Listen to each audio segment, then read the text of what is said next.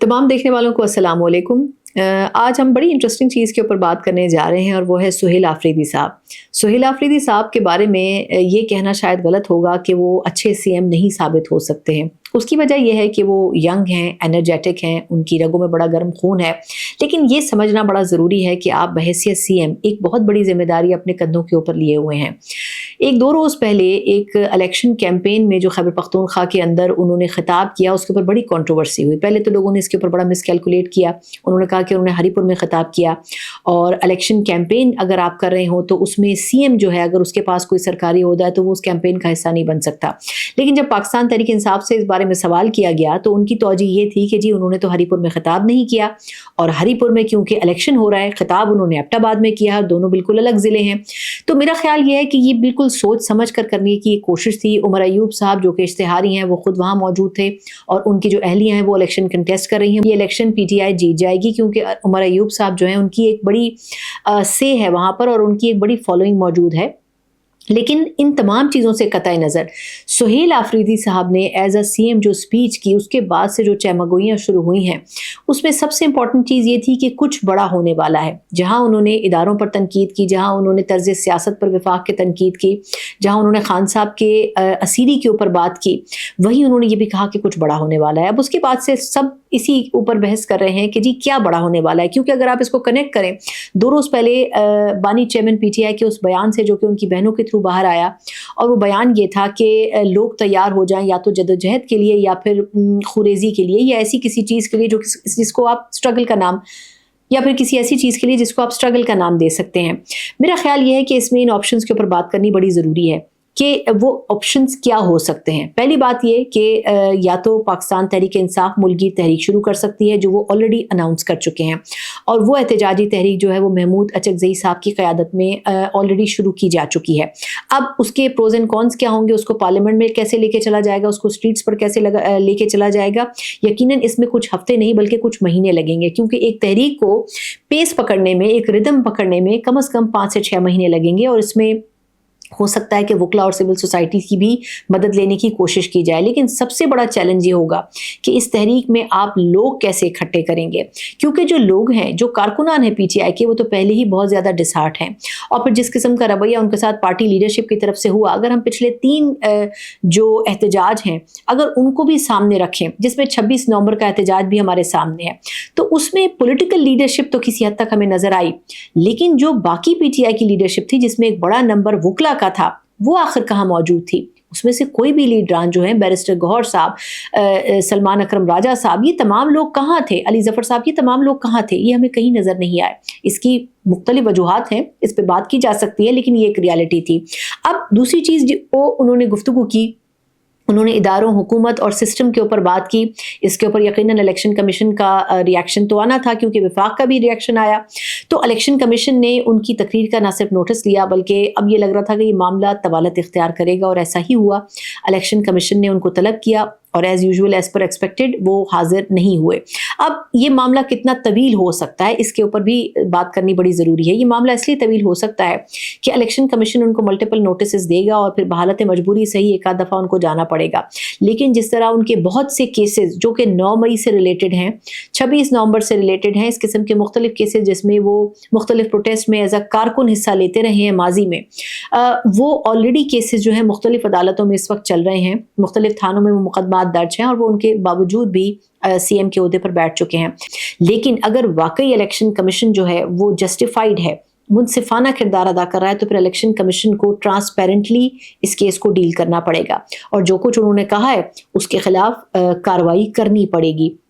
जो election commission के rules हैं वो ये कहते हैं कि वज़ीर आला किसी भी इलेक्शन कैंपेन का हिस्सा नहीं हो सकता, इसके ऊपर प्रॉपर प्रोसीडिंग होनी चाहिए और फैसला आना चाहिए ताकि पता चले कि इलेक्शन कमीशन एक इंडिपेंडेंट इदारा है। दूसरा एक मसला ये भी है कि जो चीफ इलेक्शन कमिश्नर हैं उनकी मुद्दत मयाद भी पूरी हो चुकी है, और वो एक्सटेंशन पे एक्सटेंशन के साथ बहालत मजबूरी उनसे काम लिया जा रहा है। इसके ऊपर भी एक कंसेंसस बिल्डअप नहीं हो सका, क्योंकि ये भी जो तैनाती है ये अपोजिशन लीडर और वज़ीर आज़म ने मिलकर करनी थी। अब ये मामला भी बज़ाहिर पेंडिंग में है। तो एक तो ये कि इलेक्शन कमीशन इनके साथ इस चीज़ को लेके प्रोलॉन्ग करेगा, यानी सुहेल आफरीदी साहब के साथ, लेकिन इसका नतीजा क्या निकलता है ये बज़ाहिर कबल अज़ वक्त होगा। दूसरी बात यह है कि जो उन्होंने बात की कि जी कुछ बड़ा होने वाला है, तो मेरा ख्याल ये है कि बड़ा इतना ही ہی ہو سکتا ہے کہ یا تو خان صاحب ان کو یا اپنی پوری پارٹی کو دسمبر، کیونکہ بڑا امپورٹنٹ قرار دیا جا رہا ہے اس مرتبہ پولیٹیکلی، اور کہا جا رہا ہے کہ خان صاحب ایک بڑا فیصلہ کر سکتے ہیں. ایک بڑا فیصلہ گنڈا پور صاحب کے ریموول کا وہ آلریڈی کر چکے ہیں. دوسرا بڑا فیصلہ الٹیمیٹلی صرف یہی ہے کہ پارلیمنٹ سے استعفے دیے جائیں. اب وہ خیبر پختونخوا کی اسمبلی کو ڈیزالو کرنے کی بات ہو یا وفاق سے استعفے دینے کی بات ہو، ان دونوں چیزوں کے اوپر پاکستان تحریک انصاف کی وہ لیڈرشپ جو کہ باہر موجود ہے وہ اگریڈ نہیں ہے. لیکن اگر یہ فیصلہ ہوگا تو یہ سولی خان صاحب کا فیصلہ ہوگا، اور اس کے ایونچولی پارٹی کو نقصانات تو ہوں گے، کیونکہ اگر آپ اسمبلی ڈیزالو کرتے ہیں، آپ نئے الیکشنز کی طرف جاتے ہیں، صورتحال کہاں اور کس طرح کا رخ اختیار کرے گی یہ آپ نہیں بتا سکتے ہیں. پھر وفاق میں ایک بڑی اسٹرانگ اپوزیشن اگر موجود ہے اور وہ بھی اگر استعفے دے دے گی، اس کے بعد نئے الیکشنز کی طرف جائیں گے تو اس میں جو ٹائم فریم ضائع ہوگا، اس ٹائم فریم میں بھی اپوزیشن بظاہر سڑکوں پر ہوگی، اور سڑکوں پر ہونے والی پولیٹیکل پارٹی کی تب تک کوئی سے نہیں ہوتی ہے جب تک ان کے پاس لوگوں کا یا کارکنان کا نمبر موجود نہیں ہوتا ہے. تو یہ وہ دونوں ڈیسیجنز ہیں جو خان صاحب اگر لیں گے تو ماضی کے چند غلط فیصلوں کی طرح یہ فیصلے بھی ان کی پارٹی کے لیے نقصان دہ ثابت ہوں گے. پھر بڑی امپورٹنٹ چیز ہے کہ ان کی بہنیں،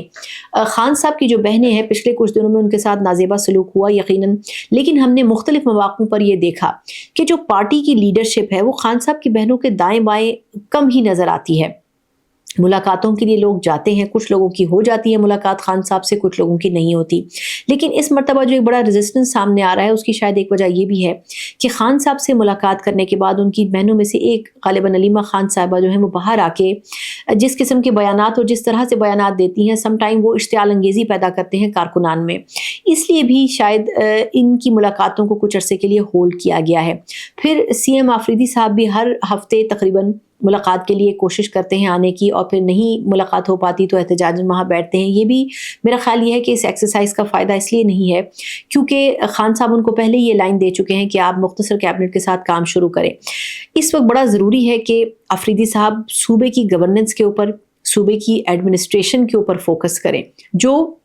بظاہر محسوس ہوتا ہے کہ ان کی جو شروعاتی تقاریر ہیں اس میں انہوں نے باتیں تو بہت کی،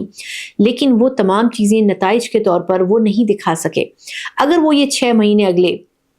جو صوبے کے مسائل ہیں، صوبے میں ایڈمنسٹریٹو گورننس سے ریلیٹڈ ایشوز ہیں، کرپشن سے ریلیٹڈ ایشوز ہیں، صوبے میں ڈیولپمنٹ کے حوالے سے جو فنڈ ابھی تک استعمال نہیں ہو سکے، جو انفراسٹرکچر کے اوپر آپ نے کام کرنا تھا، اسپیشلی زلزلے کے بعد، اسپیشلی سیلاب کے بعد، انفراسٹرکچر پہ جو آپ نے کام کرنا تھا اسپیشلی سیلاب کے بعد، وہ بہت ضروری ہے. اگر ان چیزوں کے اوپر کام کر لیا جائے تو وہ جو کارکنان گنڈا پور صاحب سے نالا نظر آتے تھے اور ناراض نظر آتے تھے، وہ ناراضگی آپ کارکنان کی ختم کرنے میں یقیناً ایک اہم کردار ادا کر سکتے ہیں. تو میرا خیال یہ ہے کہ اس وقت یہ بڑا ضروری ہے کہ پی ٹی آئی کی جو لیڈرشپ اس وقت ان کی بہنوں کو اکیلے چھوڑ کر اپنی سیاست بظاہر صرف پریس ٹاکس اور پارلیمنٹ تک محدود کر رہی ہے، وہ ختم کرنا ہوگا. اس میں کوئی دو رائے نہیں ہے کہ پارٹی میں بہت سے ایسے لوگ ہیں جو کہ پارٹی کا نام استعمال کر رہے ہیں، لیکن خان صاحب اور ان کی پارٹی کو یہ انڈرسٹینڈ کرنا پڑے گا کہ بہت سے لوگ ان کی پارٹی کے ساتھ اس طرح لائل نہیں ہیں.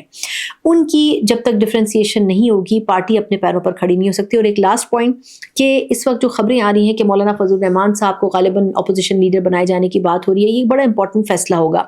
اور اگر ایسا ہو جاتا ہے تو پھر حکومت کے لیے بڑے مسائل ہو سکتے ہیں. اس کی وجہ یہ ہے کہ مولانا فضل الرحمان صاحب 27th امینڈمنٹ کے نام کے اوپر آلریڈی اس حکومت سے بڑے ناراض ہیں، اور ان کو یہ لگتا تھا کہ کانسٹیٹیوشنل کورٹس کا جو قیام ہے وہ نہیں ہونا چاہیے. وہ اس کے حوالے سے بڑے ووکل تھے، اور اسی وجہ سے ناراضگی میں وہ اس امینڈمنٹ کے جب پورا فیز تھا جس میں امینڈمنٹ پاس ہوئی ہے